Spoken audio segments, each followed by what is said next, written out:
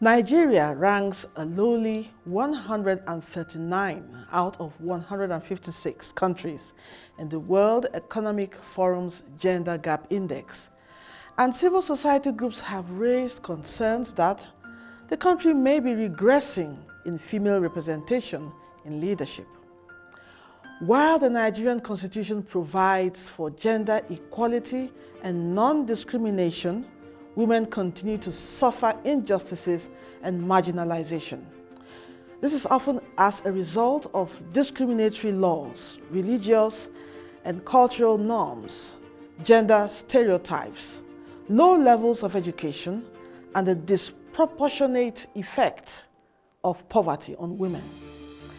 Despite these obstacles, some individual women have pushed through to hold key leadership positions in Nigeria, often to great acclaim and to the benefit of society at large. But the playing field should be leveled to maximize the development of women in all spheres where they have been historically excluded and discriminated against. Today on Policy Focus, we will continue our conversation on Nigeria's gender policy with Professor Olufunmilayo Paramalam, MNI, Director of Studies, National Institute for Policy and Strategic Studies, Kuru, Jos. I am Lydia Odijochi. Thank you for joining us once more.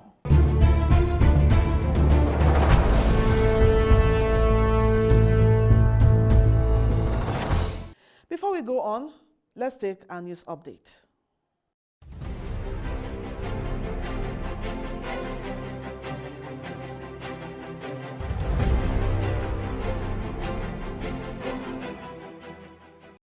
The National Institute for Policy and Strategic Studies NIPSS Kuru, in collaboration with Leadership and Ethics Consult, have commenced intensive lectures on policy-making process for the participants of Strategic Leadership Ethics and Policymaking Course 7. Delivering the lectures at the Unity Hall of the National Institute, Professor Shola Adeyanju MNI said there are various ways of formulating government policies depending on the circumstances, needs, and stakeholders involved, adding that its viability is dependent on agenda setting and identification of an issue, decision-making, policy formation, policy implementation, monitoring, and evaluation. As leaders, sometimes we kill innovation and morale of our subordinates by that kind of attitude. The person has not finished speaking, say, I know what you are going to say. It's not going to work. Then you kill it right from the beginning. And these are things that we say leaders should be conscious of when you are going to the policy level. You know, those who formulate policies are what people call that they are at the strategic level. In other words, at decision-making level, where others will have to be waiting for you, waiting for your decision. So you need to take utmost care to make sure that you build the trust and you do the right thing. The participants were given an opportunity to make contributions during the interactive session. I think when the government, their perception of coming up with the trader money to redistribute wealth within the economy. That's what I think the idea behind it is best. The perception of government that nothing good ever comes from the government, people think it was a failure. Okay. It all, we actually got the first draft of the document and we shared it with other stakeholders in the university in order to give their input. And then when it was finalized, we submitted it to the university. Groups that came, they had in mind to fight the chairman, that the chairman already had a candidate. Okay? So, before I talked, it was wrong, they didn't allow me to talk, they started fighting. This group, they are not part of the family. In 1951, the history started. But to the glory of God, I was able to handle it, and the king is on the throne. Okay? Why are people believing that we have any other ulterior motives?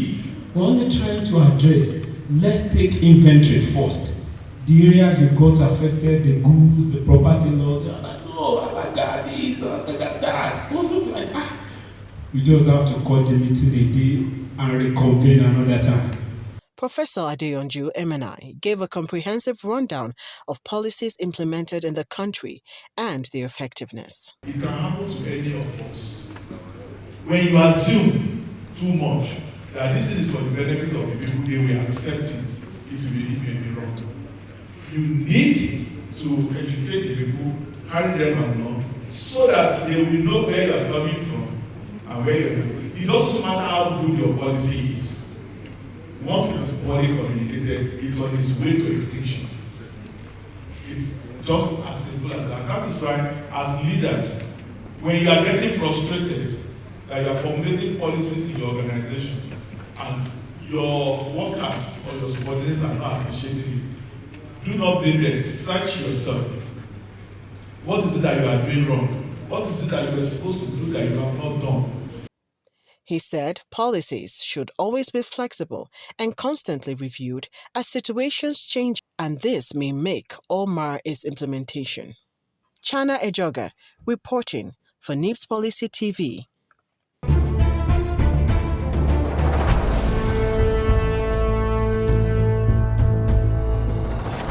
Welcome back. Now we will bring you the concluding part of our conversation with Professor Paramalam MNI, a professor of gender and a development consultant, Director of Studies, NIPSS.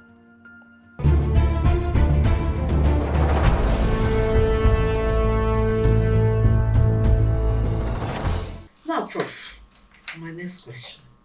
The world is today is filled with absurdities, projected as normal when it comes to gender. The presidency confirmed its absence at the signing of the Samoa Agreement, a partnership between member countries of the Organization of Africa, Caribbean, the Pacific States, and the European Union, amid a public outcry from civil society groups in Nigeria. How should the federal government handle this issue? The first is that as Africans, we have our unique history, cultures, and development trajectory. And I think the statement that Africans want to make on the global scene is that while we want development, modernization, and progress, we want them on our own terms, and we don't want them in violation of our cultures. I am not one for saying we should accept culture hook, line, and sinker. As you've heard me talk about interrogating cultural attitudes toward women, for example. But I am saying that we cannot afford to impose a cultural value system on Africans without really understanding and considering where they are coming from. So, for example, for Africans as people groups generally, we tend to be very pro-family. We tend to be pro-gender harmony. In other words, for example, even those of us that say we are feminists, we are not looking at feminism as something that means we are anti-male, anti-family. We are not looking at feminism as something that makes us combative with our male counterparts. We see our men as partners in progress. And so the whole gender project for the African feminist is a project of convincing our men to come alongside us, to partner with us, to eradicate all forms of discrimination, whether it be ethnic, religious, racial, income, whatever. We are working together, we are partners in progress. And in that, we are saying that we don't want anybody to force on us a kind of a mindset or a cultural value system that is alien to who we really are. I just came back from China and I was opportune to attend an international conference titled Intercivilizational Communications for Global Development. And the point the Chinese were making at that forum was that we want countries of the global south to determine their own agenda for modernization and development. Not an agenda that is Eurocentric, that is centered on Western cultural values, but that is centered on A dialogue. Because, all societies mixed together, a dialogue as to what is good for us. And if we have not determined that LGBTQ is good for us, then it shouldn't be a matter of trying to railroad us into agreements and conditionalities. And by the way, the protests of, I think, the Nigerian government and other stakeholders is that if we want to have an agreement on economic collaboration, it shouldn't be at the insistence that we must sign up to LGBTQ. There shouldn't be conditionalities attached to it. That's a different discussion, the different discussion, a different discourse. Let's have that conversation separately. But you shouldn't use it. It's almost like trying to twist us into that. And I think that was where the protest came from. Yes. Judging from the holy books of the major religions practiced in Nigeria, the Holy Bible and the Quran, men are highly placed above women in the society. Instances are abound where women address their husbands as lords, even in the Bible days. Don't you think gender equality in all ramifications is against creation order itself? In trying to look for an answer to that question, I decided to do two things. First, I decided to do a postgraduate diploma in theology at JETS. Unfortunately, I got to the very end and didn't finish. And I still have one outstanding module that I need to, or assignment, not even module. But then I also went to the United Kingdom and did a postgraduate certificate in missiology. My area of focus was exploring, investigating, the issue of the Bible, what the Bible says about gender and all of that.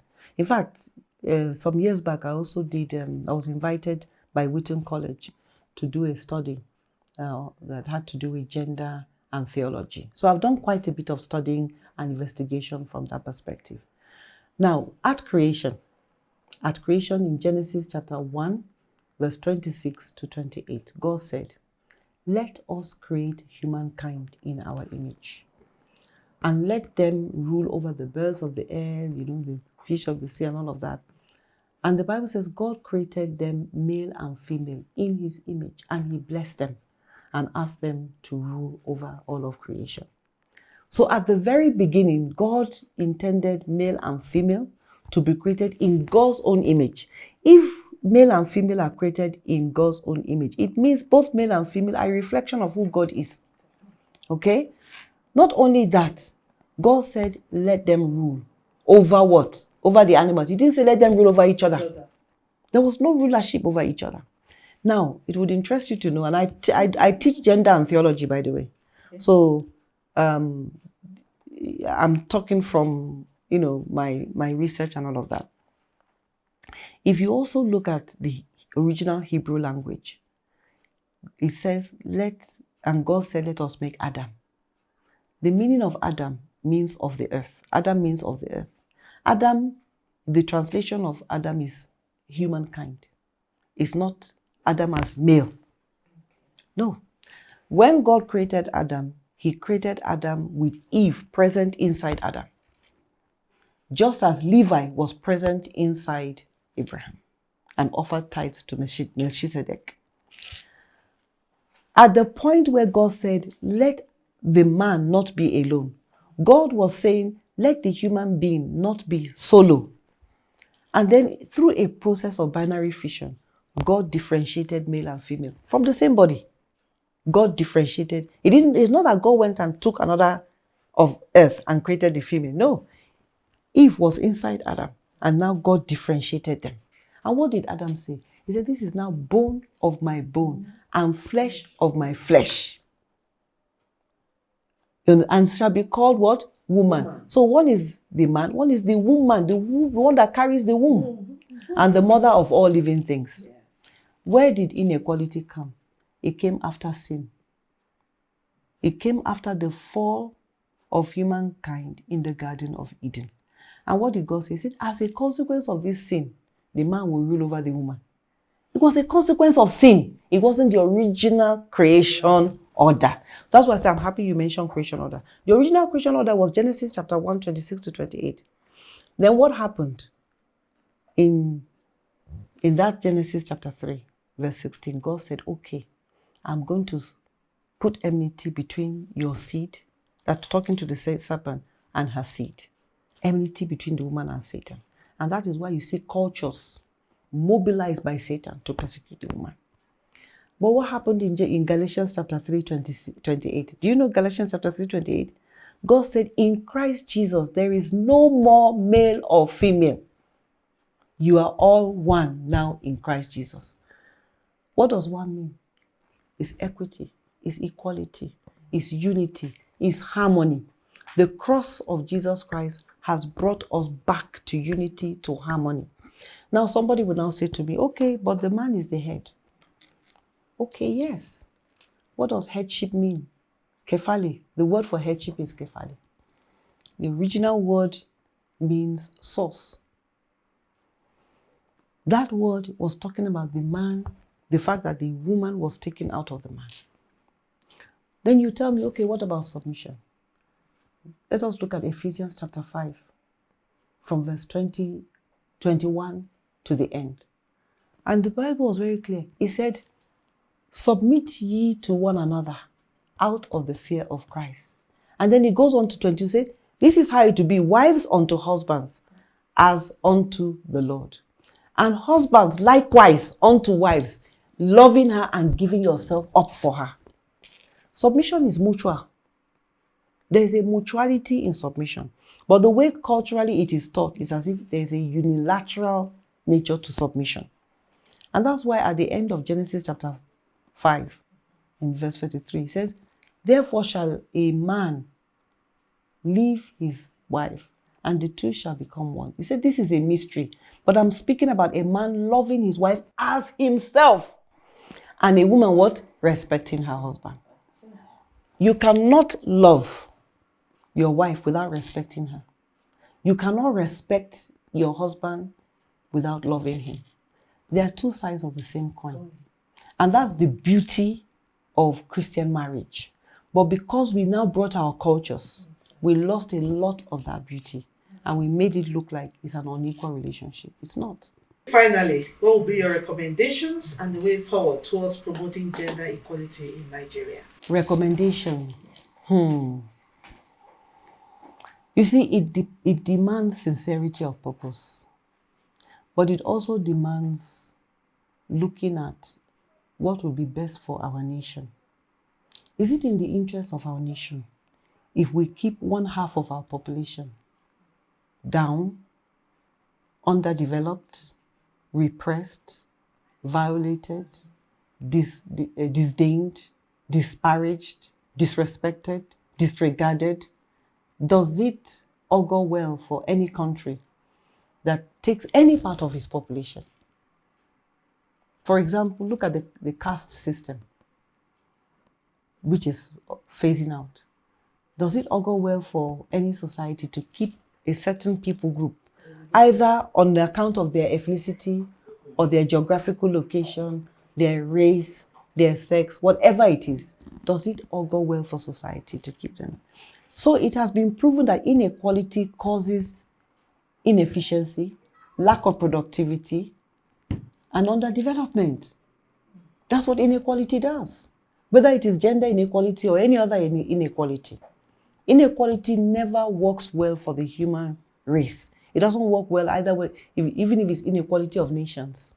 Look at I spoke at that conference I just mentioned, and I talked about the problem we have with migration, where you have people struggling to cross the desert, cross the Mediterranean Sea, dying and drowning in the sea just to get to Europe. Why? Because of global inequality.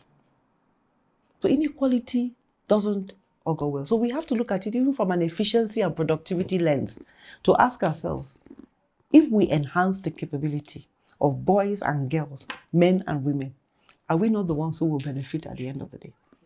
So even from that aspect, I would recommend a stronger look and approach to human capital investments, deliberately targeted at eradicating inequalities between groups on any basis. That's number one.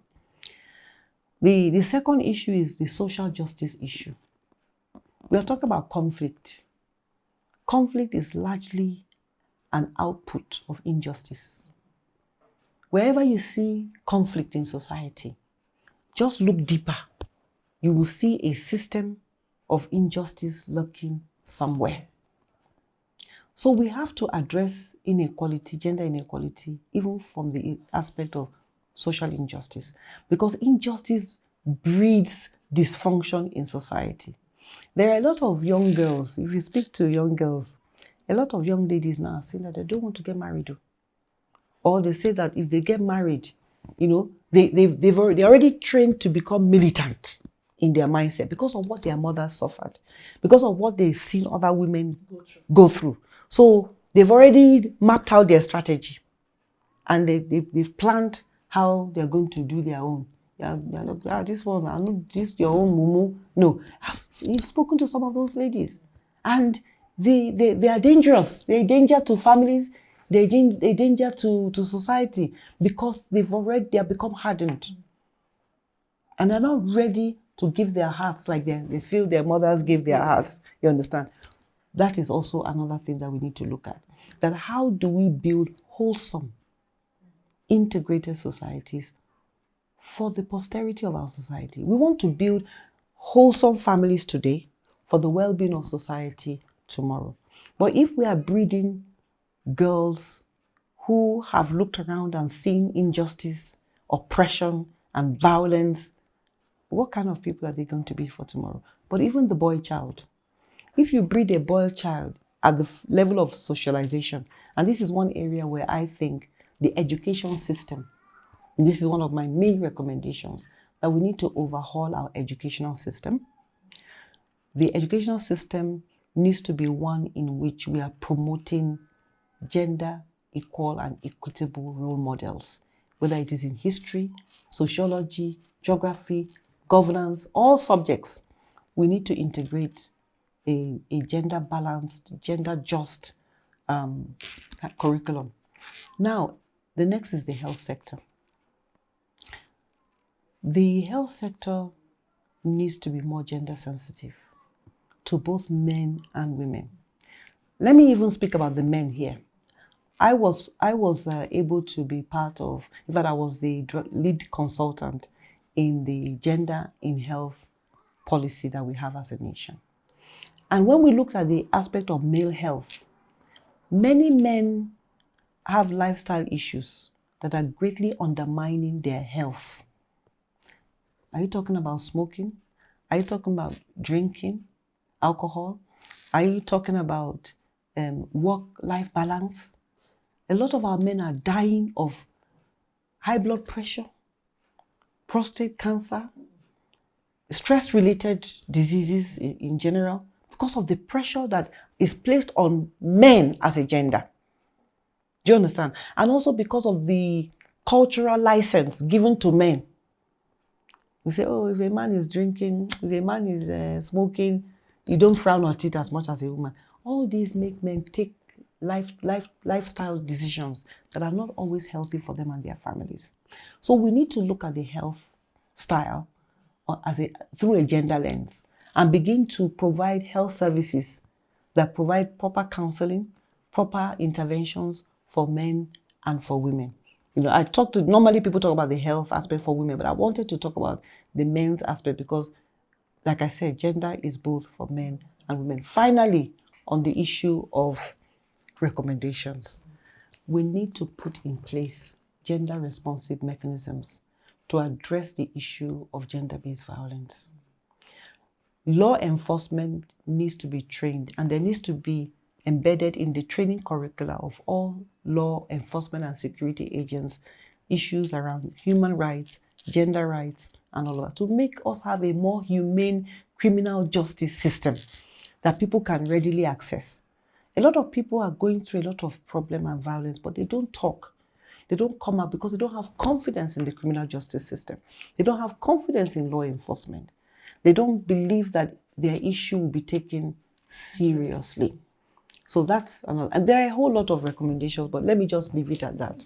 Thank you. Thank you so much. We really had a very interesting, informative, and educative time with you.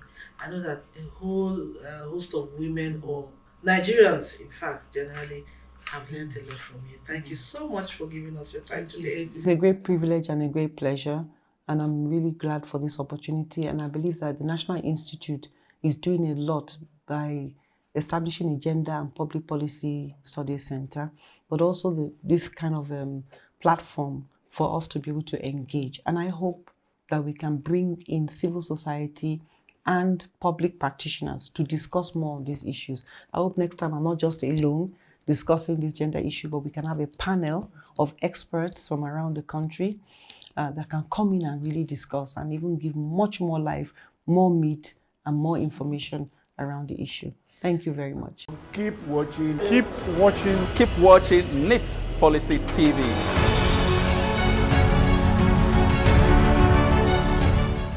It's new, it's fresh, it's all about policies and strategies. Watch out for NIPSS Policy TV programs on NTA News 24. Tune in on Mondays, Tuesdays, Fridays, and Saturdays, 11 a.m. to 12 p.m. on DSTV Channel 419, GoTV Channel 26, Star Times Channels 101 and 433, and Free TV Channel 703. Miss this and miss out on policies that will affect you and our country. Join us.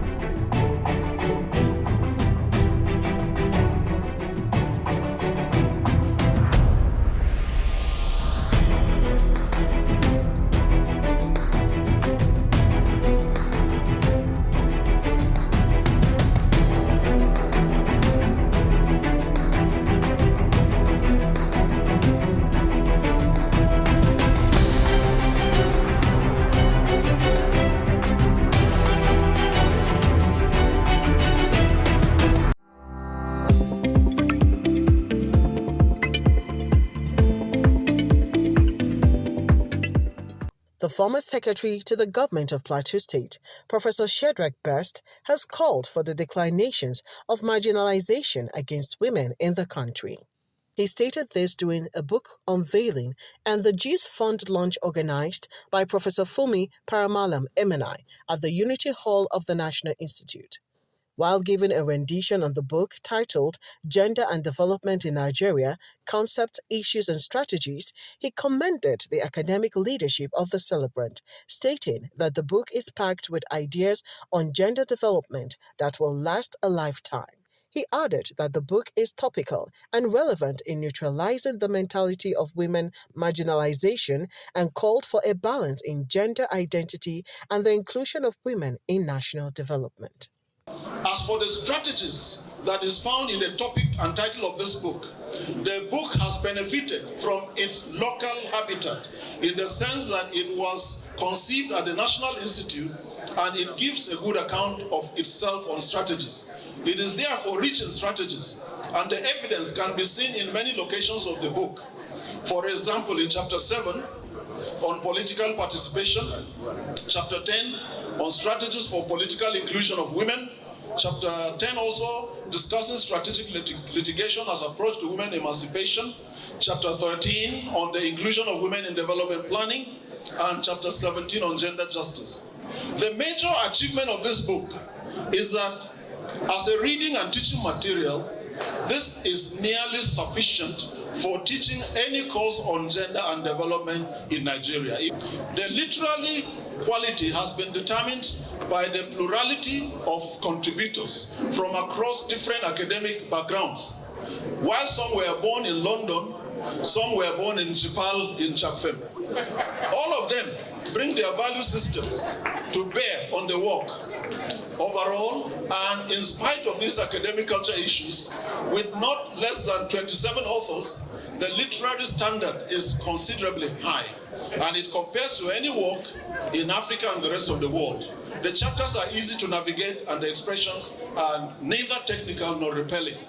The print quality is consistent with the 21st century and with NIPSS as well as international standards. Present at the occasion was the representatives of the Governor of Plateau State, Her Excellency Ngo Josephine Piyo, representative of the Sultan of Sokoto, Alhaji Dr. Muhammadu Sambo Haruna, former Governor and Senator of Plateau State, Da Jonah David Jang, representative of Chief of Defense Staff, Air Commodore Musa Alero, Director General of the National Institute, Professor Ayo Motayo, Director of Studies, Professor Fumi Paramalam MNI, staff of the National Institute, family, friends, and well-wishers. The book launch started with a dancing procession and opening prayers by Bishop Zumbis of the Jos Anglican Communion. While delivering his speech, the DG congratulated the celebrant and appreciated all who have come to celebrate God's faithfulness in the life of the celebrant. We thank God on behalf of President Paramalam for attaining the age of 60 in good health, in prosperity.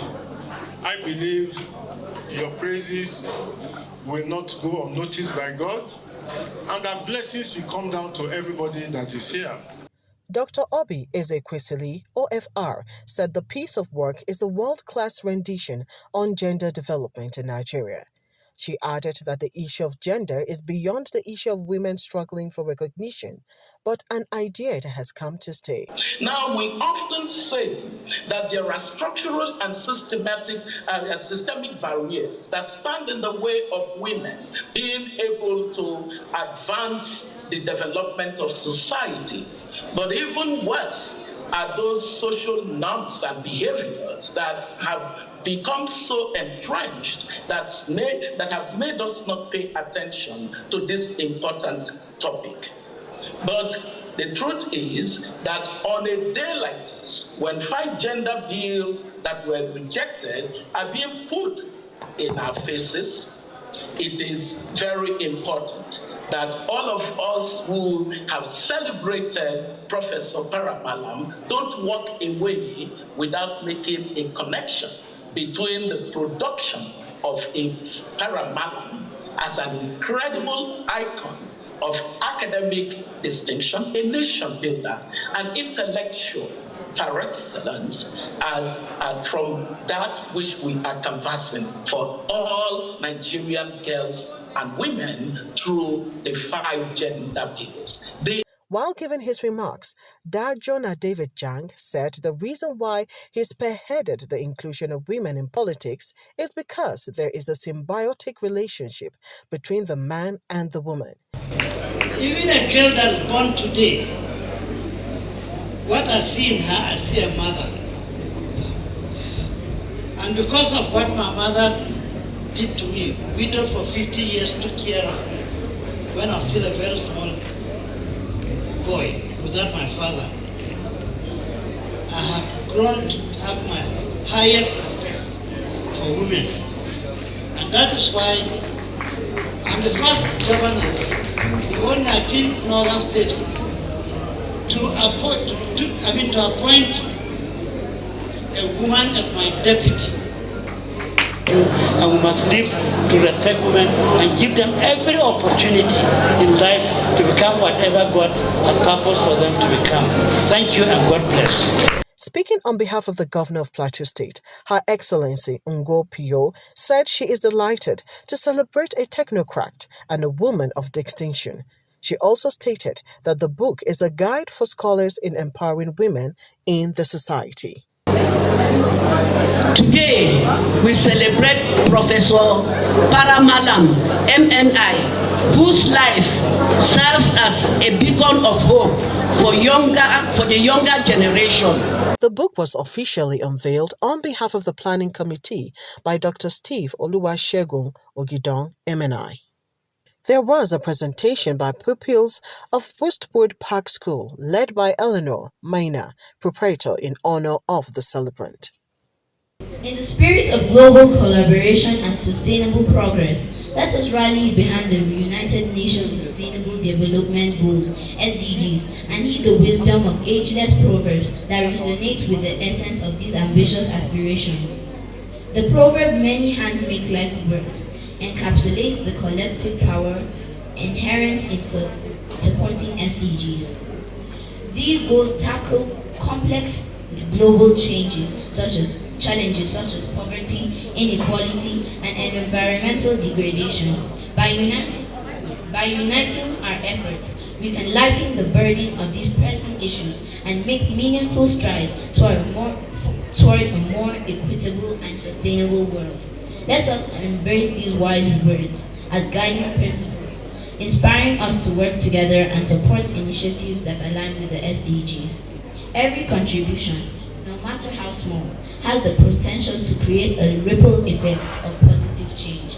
As we join hands in this collective endeavor, we can build a better, more sustainable world for ourselves and for future generations. Support initiatives that align with the SDGs, like this amazing girls' education and empowerment move. No poverty. Please provide the funds to help us reach these goals. Zero hunger. Peace, justice, and strong institutions. Good health and well-being. Reduced inequalities. Quality education. Gender equality. Happy birthday, Professor Fumi, and thank you from children everywhere.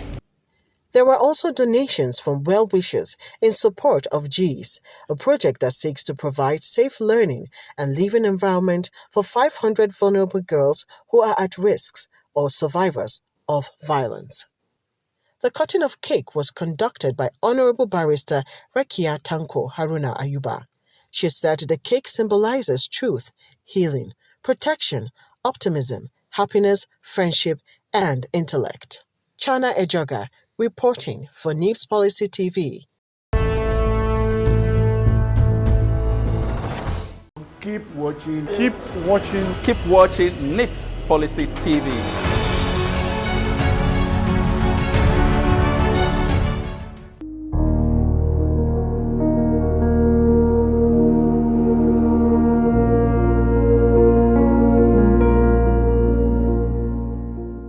A lot of people want to come into NIPSS. Not everybody can make it, but for those who are selected and come in here, just know this, you make a difference. Once you go out there, please just continue pushing what you have. Don't listen to the fact that you're elitist. Just listen to the fact that you make a difference and go out there and make that difference. You cannot build a better society if you don't take care of the senior citizens. And you can't build a better society if you don't take care of the junior citizens, the younger ones that are coming.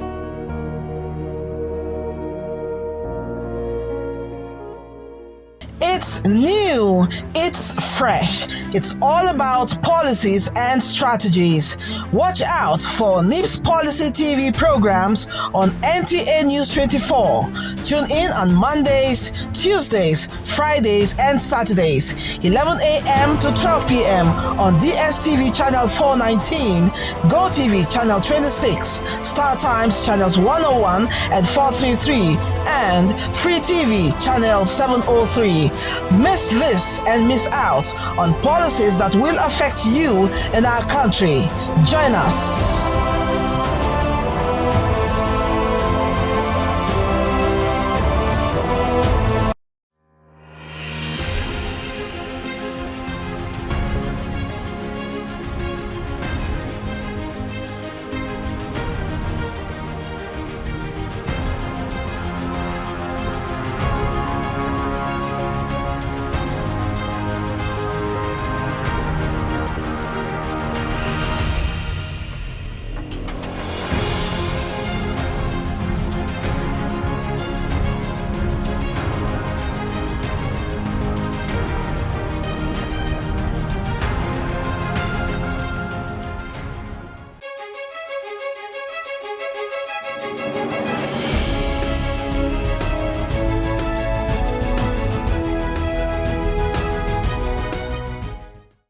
Hello and thanks for joining us. This is Alumni Chat and I am China Ejoga.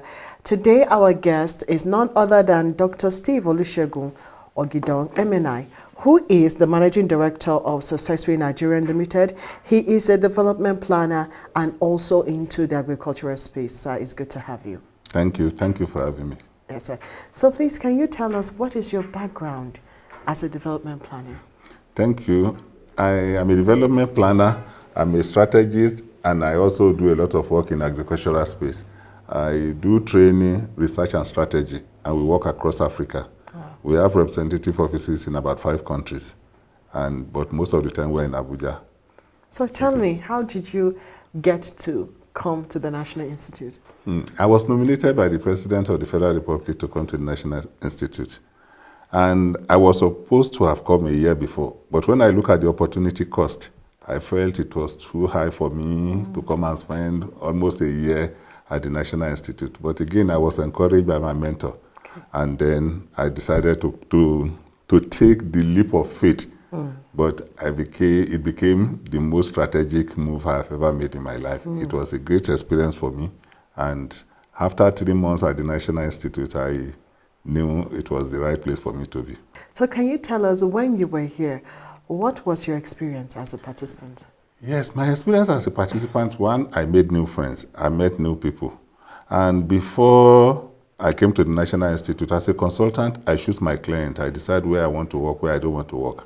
But when I got to the National Institute, I'm forced to work with some people, and I forced to work with my study group, and I learned a lot of things, especially how to be patient. Before, I was very intolerant in dealing with people, but again, I learned a lot of things, why government does what it does, why policies often happen the way it happens, and a major lesson for me is the realization that most of the time, we really don't know what informs government decision.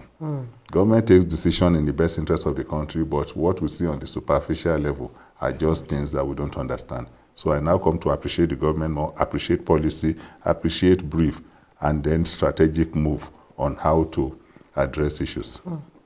So how has this experience affected your person and especially your career? It has significantly affected my person because I have become more tolerant to deal with people. My outlook is broader. And my work, which I do across Africa, again, it has really given me opportunity. I'm currently working in Angola, working in Mozambique, working in Uganda. And then it made me to engage better with the governments of those countries. Because when I tell them, giving them the strategic move, giving them the policy options and implementation strategies, it made my work very easy. And the topic we researched when we were at the National Institute was a topic that was very dear to my mind, strengthening local governance. We know that a majority of the problems in this country will be addressed if we can strengthen local governance, if we can empower the local communities to take charge of their responsibility. And it is the failure of local governance. That is why a new movement is coming up now, trying to say that democracy does not work in Africa. Because democracy we are looking at now is democracy of federal government. We need democracy at the local level. We need to strengthen the local communities to be able to take decisions. So can you tell us what's your principle about life?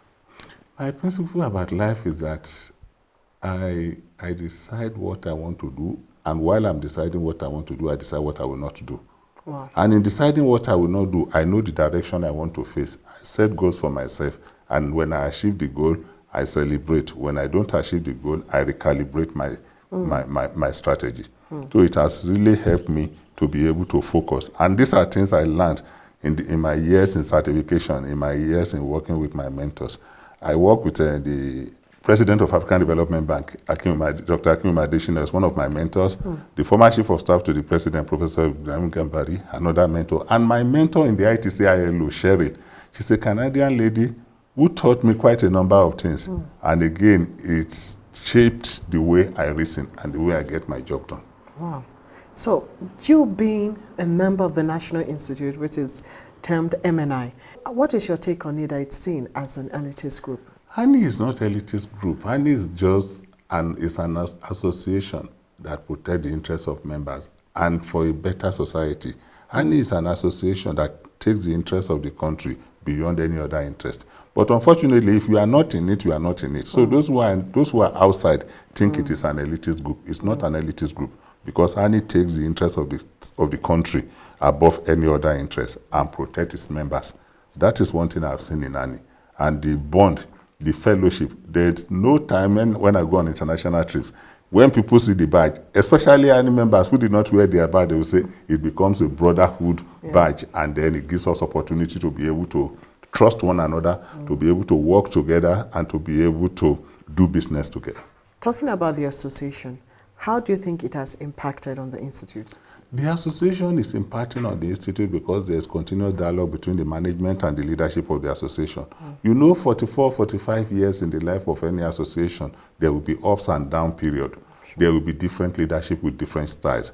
So we believe that with the current leadership of the Alumni Association of the National Institute, a new reform is taking place. A whole lot of things are taking place. Electronic voting is going to come up, and more members will be involved in it. And then a major thing that the Alumni Association leadership has been doing that really excited me is going out of their way to look for the senior citizens, those who are in Sec 1, Sec 2, Sec 3. Wow. Yesterday they visited, or day before they visited, General Jeremiah Oseni, a member of Sec 3. So this is an opportunity for them to know that nobody is leaving them behind, nobody is forgetting about them, and building a better society.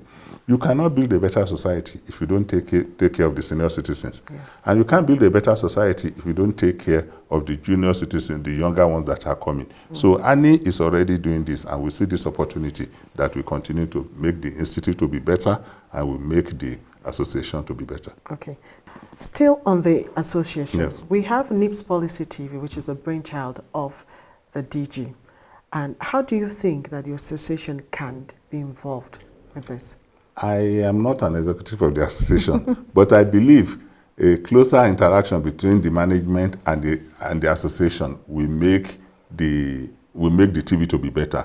You see, 1,001 studies have been conducted in NIPSS, policy studies. These policy studies are not seen in practice. NIPSS Policy TV, we showcase all these things. The Alumni Association needs to support the TV to be able to put to the fore the contribution of the alumni members in policy space, the studies that have been conducted, because these alumni associations are in different spheres of life, and they should be able to see what study has been conducted in NIPSS that will make Nigeria to be better. And the policy TV is an opportunity for us to be able to move this country forward. Any country that will move forward, its policies must be right. And this is a major issue for the policy TV. During your sojourn here on the Institute, we know that it is 10 whole months. How were you able to cope with the demand of family life, your commitment here on the Institute, and then your work. Job? Yeah. Yes, you see, my first encounter with the Institute, I think it was around 1990, when I was working with the former Minister of Petroleum, who was here. So I was always coming. That time there were no online banking. I was always bringing check for him to sign. Wow. But I knew what the Institute was doing that time. So when I was coming, I prepared my mind that, look, my family members will be visiting. The accommodation was conducive enough. Then my staff were bringing documents to me, and we work remotely. It was a very good thing. Then again, I thank my wife, who was always coming around to encourage me. Because when I told her that if I get tired midway, I will run away, he said, there's nothing you have done that you didn't finish. Because you look at it, the first 3 months was tough. Yeah. But immediately we started the travels and everything, it became very relaxed. Then opportunities were coming to stop at home and stop in the office to see things done. Wow. But it was a nice experience. Okay. It was a sacrifice well made. So in regards to that as well, how do you unwind? How do you make time to ease off? The sporting activity in the National Institute is fantastic. It was at the National Institute that I improved my golf scheme, and then I became a golfer. Then the sporting activity. Immediately we left the Institute, we didn't stop again, because we now discovered that it is for our benefit, not just a question of socializing. Okay. So can you tell us, what were your highs and lows during those moments? The high point of the study was our travels. We were in the United Arab Emirates, we were in Uganda, and then we visited Kaduna and Plateau State. During these studies, we were able to see issues and perspectives that fed into what we were researching. But the low point, the lowest point was when we came back from the institutional visit. And our study group had sleepless night. We wrote our report. And when we made our presentation, they told us, one directing staff told us that it's like we didn't go to anywhere, that we wrote those reports without visiting the institution. And we felt bad because our directing staff were there. We were demoralized, but we thank the DG who came to encourage us and the director of studies who came to encourage us that we should not worry, that we should do better. Incidentally, we did better, and then our study group now came on top when we were making other presentations. So it really challenged us to be able to do better, and then we learned patience, tolerance, and ability to accommodate diverse opinions. Okay. So I know that from time to time you do come to the Institute to do one or two things. What would you like the Institute to do differently? What the Institute should do differently is encouraging more alumni to come around. When they come around, they will see things in perspective, they will reflect again. And the Institute should be able to sponsor some studies where scholars will come and sit down at the Institute and research topic, not regular courses. We are looking at possibilities of research that will make Nigeria better, not just a question of policy, leadership, and strategy course or senior executive course. Then we need to be able to bring more policymakers, opinion leaders to come and have retreat here so that we can have like the Kuru Declaration, so that we'll be able to say this is the position that has been taken at this institute, because it will give us opportunity to build a better society, especially now, issues that are relating to democracy, issues that are relating to good governance. Lastly, what is your advice to the youths out there who are looking up to people like you or who would want to become like you? The advice to the youth is that they need to be focused. We need everything that is good comes with sacrifice. They need to be prepared for sacrifice. They don't need to leave the country. Nigeria is still the best country to make it. And this thing we are seeing that people are going to Canada, they are going to US, they are going to UK. It has happened before. In 1982-83, Andrew was moving away. But we see those who went away that time, they came back now. And came back along the line and discovered that Nigeria is better. The youth should be able to refocus their energy and see what they can do in this climate. Thank you so much for your time, Dr. Okidon. It was such an exciting time having you to come and chat with us on Alumni Chat. Thank you so much. Thank you very much. It's my pleasure. I am Chana Ejoga. Stay with us, more to come. It's new, it's fresh, it's all about policies and strategies. Watch out for NIPSS Policy TV programs on NTA News 24. Tune in on Mondays, Tuesdays, Fridays, and Saturdays, 11 a.m. to 12 p.m.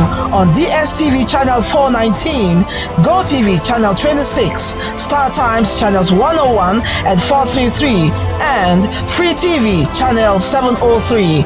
Miss this and miss out on policies that will affect you and our country. Join us.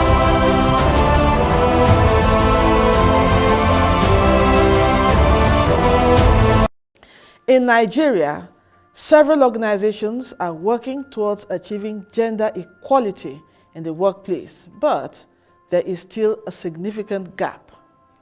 The authorities and lawmakers alike should recognize the barriers that women face and ensure that Nigeria's laws and policies help dismantle these barriers and pave a way for women to thrive in society. This emphasizes the need for organizations and businesses to take note of biases and discriminatory practices that promote inequality in the workplace.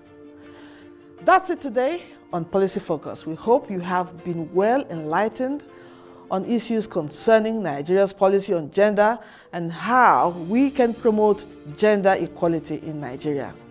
Thank you for watching the program. See you next time. I am Lydia Odije Ochi. God bless Nigeria.